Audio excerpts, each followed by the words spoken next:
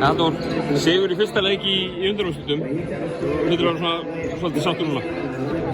Já, bara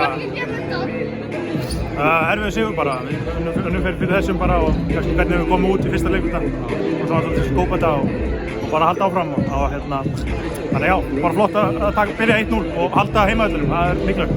Fengur dulið á kemman hérna í fyrsta leikluta. Það er að fara inni hérna þegar það var 2-12 og auðvitað. Mér fannst við alltaf að vera að ná stoppum sko, þannig að það var svona sem var að hjálpa okkur og veist að við erum bara, mér finnst bara ósað gott að ná þessu af því að Dagný er bara mjög meidd og það bakkið ekki? Jú, og hérna hún vonandi verður það aðeins betur næsta leik og svo sást að Sanja var hérna, er búin að vera núna með influensu núna í 1,5 viku þannig að hún var líka á frekar off þannig að hérna það var bara virkilega gott að ná þessum með látið laskalið. Þeir eru nú yfir allt frá því að taka þetta 33 áhlaup hérna fyrsta og öðrum leikluta en það er ekkert langt undan. Þetta er svona ákveðin karaktersigur hjá stúlkum þegar?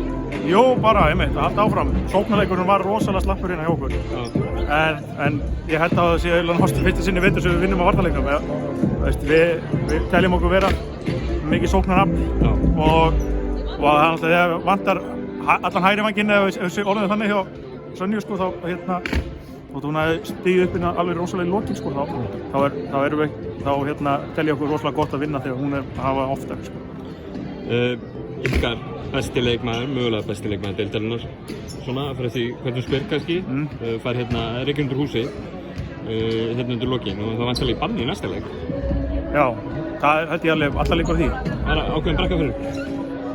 Við höfum alveg spilað án þess að kanna vetur en auðvitað verður þetta erfiðara og þá var bara ennþá betra að vera 1-0 yfir og þá bara fær hún heldur góða hvíldina og ég var ekkert að búast við að fara að gera 3-0 en ég held hins að hafa aðri leikmenn stigið hrikalega vel upp þegar við hefum vantar hana meira þegar við varum vantar Dagný og Sönju þá hefur við verið í hérna slem málum og það er reynsla í þessu liði og ef við spilum bara eins og vörn við vorum bara að halda þeirra helstu leikmennir bara virkilega vel niðri. Það var Kamila sem dróð vagninn hérna eiginlega fyrir það með Bengsi og Tristum og eitthvað svona sko þannig að ef við höldum bara okkar struktúr þá hef ég enga áhyggjur að við erum með leikmenn sem kunna skora sko.